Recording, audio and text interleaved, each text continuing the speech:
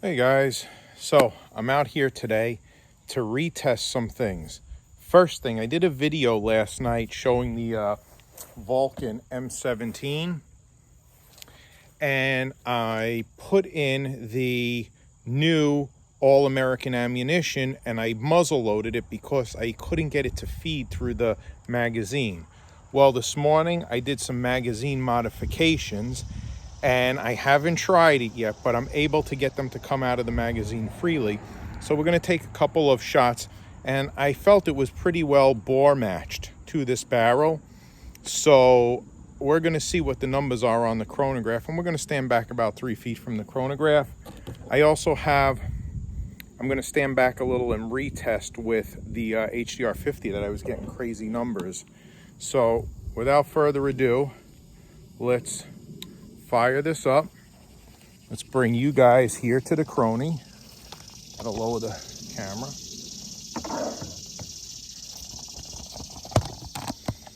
Okay, so we got the chrony here. We're gonna stand back from the table. Let's get it on. Oh, let's turn that on. Okay, 0-0.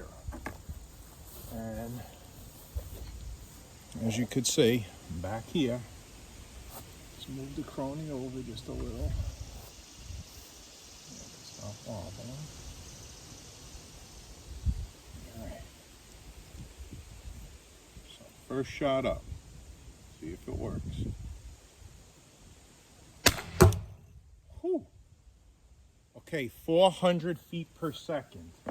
I am not sure what that is, but these are 13.5 gram balls, and I got 400 feet per second. 13.5 grams. I'm thinking that's somewhere around in the 50s or 60 joules. I will do the calculations later on, but that's off the charts. 400 feet per second on the first one, and now to see if it cycles the second shot. Now that was 203, very bizarre. First one was 400. 203 is still good for a 13 gram. Not sure why, but I will say this, I had the same problem with this.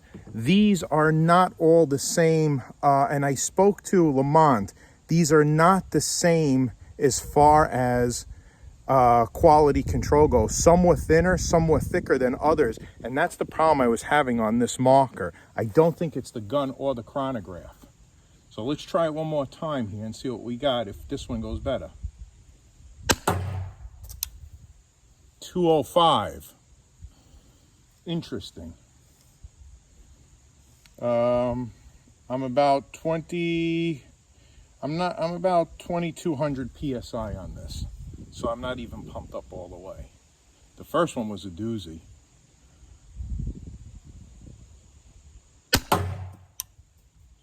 That's 197. So I'm not sure why the first one was ridiculously high, but as you guys can see, but still in the 200s for a 13.5 gram ball, that's still pretty good.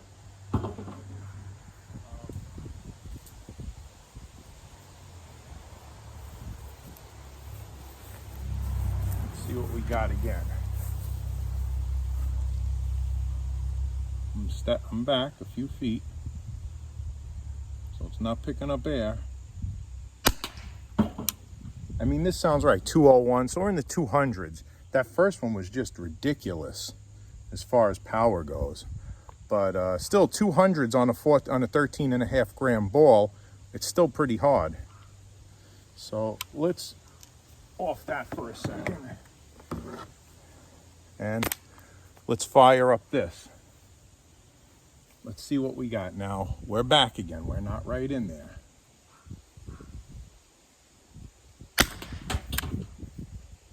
.442. These are 8 grams, 7.5, I believe these. Oh, 7.9 were these, 7.9 grams. So this is an 8 gram at 442. So I am correct on this. Now, that was a loose fitting one. The next one is also a loose fitting one, I believe. And then the third one is a tight fitting one. So if my calculations are correct, it's going to be another one that's high numbers and then one in the low numbers. And it's the ammunition. It's not the marker or the chronograph, because I think that's exactly what happened with this.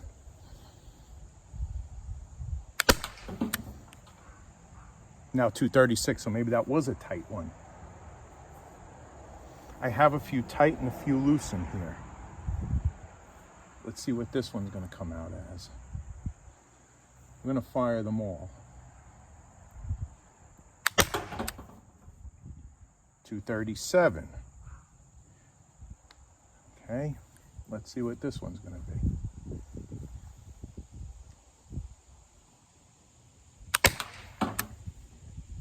230. But still 230 for an 8 gram, 7.9 gram round. That's pretty impressive.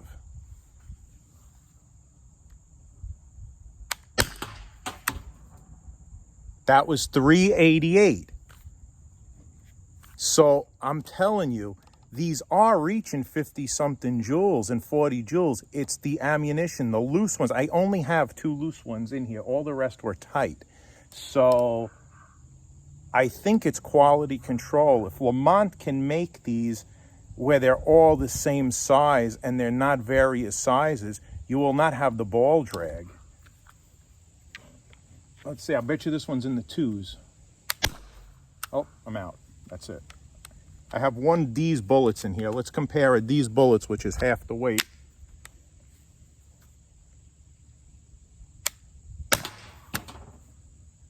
These bullets 302, but they're half the weight.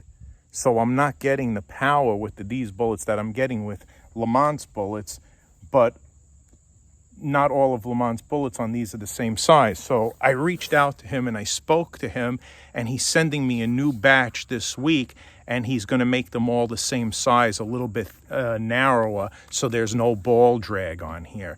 But I honestly think once that part of his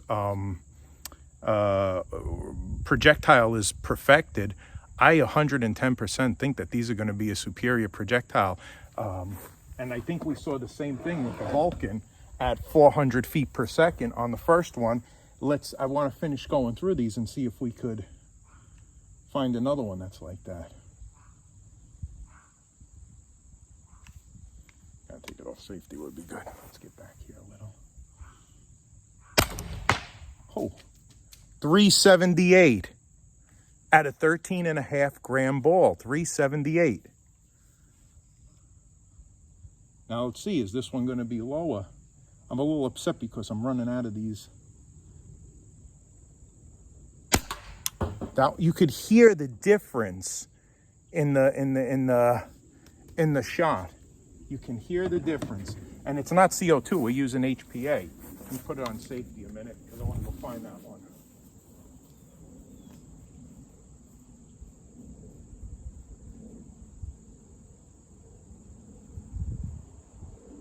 I have no earthly clue with that one.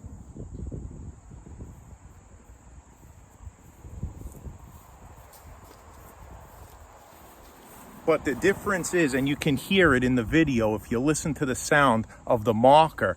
The main goal of this video was honestly not to show the feet per second. I just put the chronograph out here. My main goal was to show that now I can cycle Lamont's projectiles from All American Ammunition through here.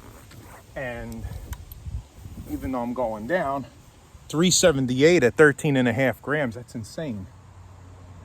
The 400 was ridiculous. Let's see what we got now. Oh, I think we're out. We're out. Empty gun. I only put 5 or 6 in there. So let's do this. Let's go down there and let's bore match some of these and see what the story is.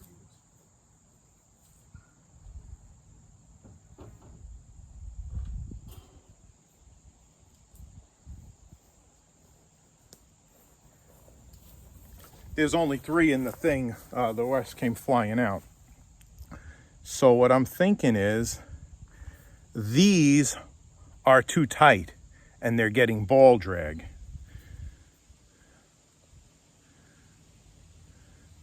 I have to go find one of the ones that flew out of there.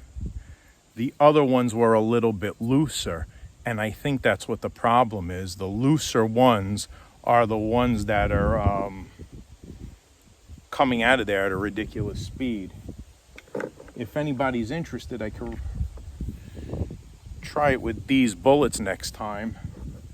Those I had a problem feeding even out of this mag. So here's the thing, where definitely know that his projectiles can get upwards towards 40 to 50 joules on the HDP50. We know this for a fact. The tighter ones are killing us on power. We're losing power on the tighter ones because we're getting ball drag. I'm having the same exact issue with the M17. The ones that fit perfect and are bore matched to this, 400 and 378 feet per second at 13.5 grams. I could just say, I'm not sure what that is off the top of my head, but I know that's probably over 60 joules of energy, I would think. And I didn't even put a bumper on here, a third bumper. All I have is the PRV delete and the bypass done to this as well, and I have the stock barrel. It's just these were pretty decent on the barrel. They weren't like when I used the Grimberg, they really rolled down the barrel. There's a lot of air would escape with the Grimberg ones. So tonight I'm going to do another video and explain to you guys how I modified this magazine. It was not my idea. I actually took this idea from Lamont after talking to him and telling him that the slugs were not feeding, and he told me to open this up and add a second spring. And by golly, I opened it up and added a second spring. I'll teach you how to do that, and I modified it.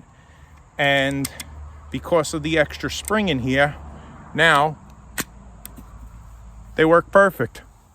All right, so I'll go over tonight. I'll take it apart and I'll do a second video on how you can modify this to start shooting some wild projectiles out of it.